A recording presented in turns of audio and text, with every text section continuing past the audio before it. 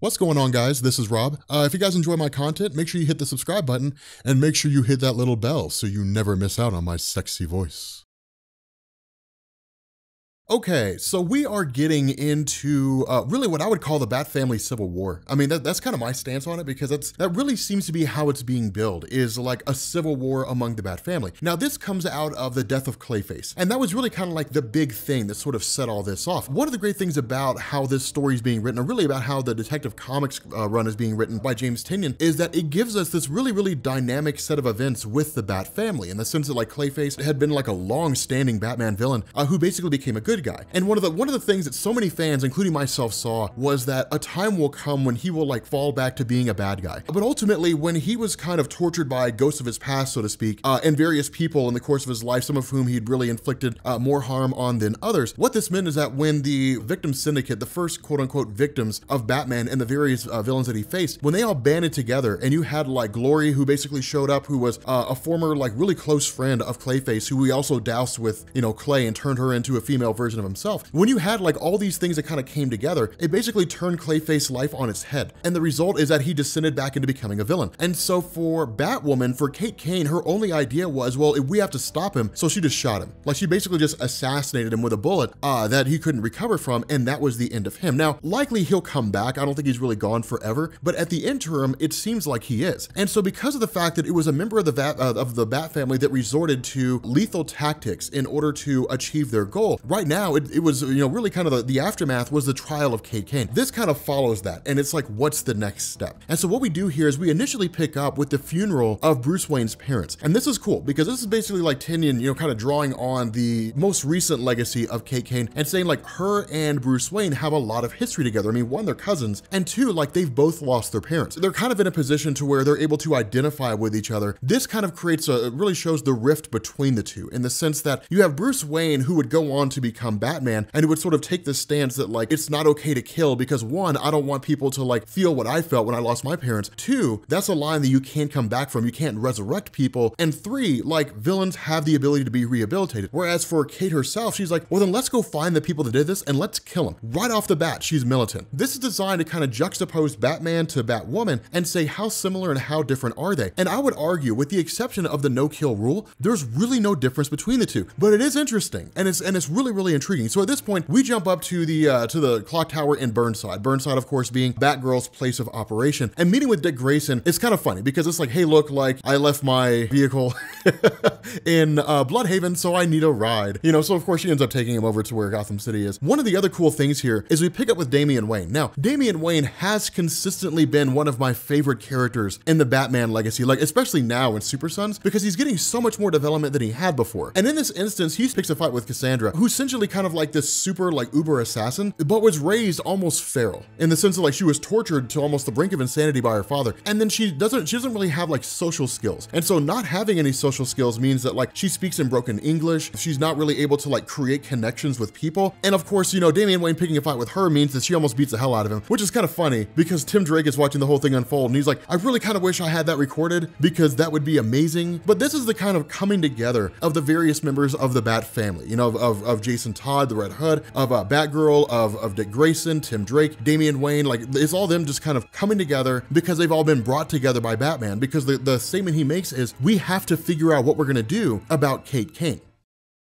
Now, the other half of this is that while this kind of meeting is taking place, you've still got like Batwing, right? Like Lucas Fox, you've still got him. You've got Kate Kane off doing her whole thing. And what this means is that lines are being drawn here. That in this conversation that Kate has with Lucas, she's like, you know, he's like, hey, look, you know, I'm on your side. Like I'm on your side on this. I think you made the right call. And I know Azrael would be on our side as well. What this means is that on one side, we have the Bat family saying like, let's talk this out. Let's figure out if something needs to be done. And if something does need to be done, then let's figure out what we need to do. And then on the other side, you have Lucas and you've got Batwoman and you've got Azrael, who basically say, I think he did the right thing. Or at least the speculation is that Azrael would agree. Most likely he would. For those of you guys who don't know, Azrael, Jean-Paul Valley, was a replacement Batman during the event, or after the events of Nightfall. So that's really kind of how he got his whole rise to prominence. At this point, you know, switching back over to Batman and company, this is kind of a cool situation because initially Dick Grayson comes first. And the idea is that with Dick Grayson and then going to Jason Todd, what they do, and even going from like Jason Todd to Stephanie Brown, going into like Batgirl, they also start to raise these really cool arguments. And they start to raise these really cool positions that Batman, when he brought them in, by whatever manner and whatever means, when he brought in these various members over the course of his role as Batman, the idea was he was working to make the city a better place, but also working to make them better people. And it's kind of cool because with Dick Grayson, it's, look, you know, like I come from a background similar to yours. I lost my parents. You took me under your wing. You taught me what it meant to be a good hero. You taught me what it meant to be something solid. Jason Todd says the same thing. Jason Todd's like, look, I basically died, but I understand what it means to take things to the extreme. Those of you guys who don't know, Jason Todd was the second Robin, and he was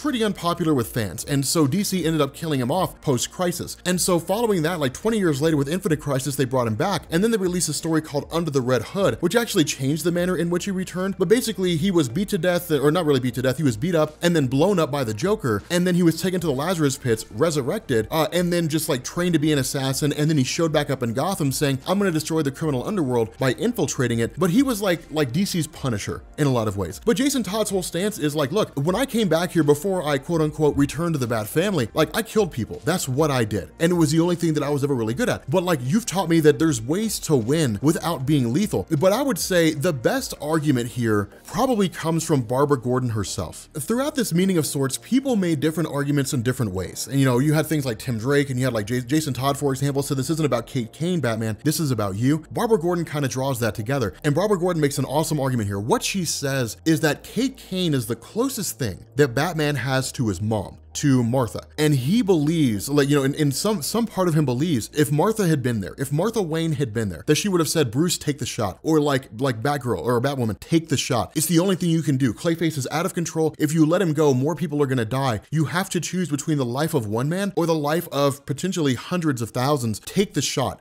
and kill him. And if that's true, if Kate Kane pulling the trigger and killing Clayface is what Martha would have wanted her to do, then that means Batman's entire philosophy is out the window. It's like his parents are not really what he thought they were. And that's what this is about. That's the, you know, Barbara Gordon says it's a theory and she doesn't really know if it's absolutely true, but that seems to kind of hit the nail on the head, right? Like Batman's entire life philosophy is rooted in his parents. At the end of the day, Bruce Wayne with all the glitz and glamour and all that kind of stuff is still just like a 9 or 10-year-old kid crying because his parents died. That's it. Like that was the whole philosophy with like Superman. That's what he told Batman in Injustice. He's like, you're still just a little kid sitting in an alleyway crying and you really believe you're fixing things. But if you were really fixing Gotham City, why is it still a wreck? And that's the argument that's being presented here. Like Batman's philosophy resides in the fact that he wants to keep Gotham City protected so nobody can go through what he went through with his parents, that criminals have the ability to be rehabilitated, that lives shouldn't be lost unless it's absolutely necessary, unless it's outside of his control and he's completely unable to stop it. But Barbara's like, Martha probably would have wanted that to happen. It's essentially saying that like Batman's desire to preserve life, if at all possible, clouds his ability to be an effective superhero. Now, this is not like Barbara Gordon saying, in order to be a good superhero, Batman, you have to kill everyone. That's not what she's saying. What she is saying is that it's not black and white. It's not an absolute. It doesn't work that way. That sometimes you have to. In this situation, it was like, if Batman's no-kill rule stood, then like, sure, they would have been able to defeat Clayface, but how many people would have died in the process? How many people will have had to die in order for Batman to preserve his no-kill rule and then ensure that like the villain's captured? Batman's basically just sacrificing innocent lives for some arbitrary standard he created for himself. And that's the question that's being asked here. Was Kate Kane right to pull the trigger? That's what's so cool. I say yes. I say she was. Like at the end of the day, there would have been a catastrophic loss of life in the city of Gotham by the time they got Clayface under control, if they even managed to do it at all. Because remember, it's entirely possible that despite Bruce Wayne's best efforts, there would be no choice but to kill Clayface. Now, Bruce Wayne's argument would be, yeah, but we've exhausted every other option, so now we have to kill him. Whereas with Kate Kane, it was like the first reaction, just fire the shot, he's done, bam, he's out of the picture. But it is cool because the whole idea was that she was like, I'm gonna give you guys a shot, do what you guys need to do, but I'm gonna kill him if it comes down to it. And that's the choice she made. And so Barbara Gordon's stance here, really Batgirl's stance here is, if you can make an argument that like she is legitimately out of control, if you can make an argument that like she's crossed the line she can't come back from, then I'll fight on your behalf. I will fight alongside you guys. But right now, all that's happened is you've had a member of the Bat family who's broken away from your no-kill rule because she recognized there is no such thing as black and white, that this was a time where the trigger had to be pulled in order to keep from having a catastrophic loss of life. And you're just pissed off because no one wanted to follow your rules. That's exactly the argument that she makes here. And so she's like, that's not a legitimate argument. Not only that, she actually makes a really, really good case. The Batwoman is not like a rescue case. Batwoman came in because Batman asked her to. You know, he was like, hey, look, you know, we've got history together, but you've also also got military training, you've led people before, and I need someone to train the Bat family in my stead. When I can't be there, I need someone to lead that group, to work alongside Tim Drake to improve the Belfry and all that kind of good stuff. And Batwoman could bring all those things to the table. But she wasn't Dick Grayson, right? It's not like her parents died and Batman adopted her. She is legitimately on her own. She does not have to exist under Batman's purview. And so Batman doesn't really have grounds to put her on trial or to kick her out or anything like that. She can decide to just keep on being Batwoman if she wants to, and what's Batman gonna do about it? And so Barbara Gordon's response is, you can put her on trial if you want to, but she's probably doing that herself. And that's when we switch over to Batwoman. And what she's basically doing here is literally tormenting herself, going through and saying, I don't know if I made the right call here. I don't know if I did the right thing. The character of Cassandra was basically clinging on to like any semblance of reality, any semblance of a meaningful life by having Clayface there. Like he was the one connection that she had to the world, and killing him destroyed that connection. It destroyed the one thing that Cassandra can generally say she cared about. And so because of that, like she's torturing herself over all this, and her idea is, maybe I really am the screw up here. Like maybe I really am the one that made the mistake. And so what she ends up doing is basically jumping back in with the colony again, and simply saying like, I'm back with the colony now, essentially joining their ranks. And now here's a question you have to ask. If that's the case, are we gonna end up basically seeing like Batwing and all those forces join up with the colony, which essentially she now seems to be the leader of? I guess she'll be the one running the show. We don't really know yet. We'll have to kind of, you know, watch the Batman and Eternal story unfold. I know we're like 1 or 2 issues into it. I actually haven't been reading it yet. I need to get caught up. But still, like, it is an awesome idea. And it is really cool because this kind of starts this Batman family civil war. But with that being said, guys, we're gonna go ahead and bring this video to an end. If you are new here to Comics Explained, make sure you guys hit the sub button to become part of the Rob Corps. If you guys enjoyed this video, make sure you drop a like, and I will catch you all later. Peace.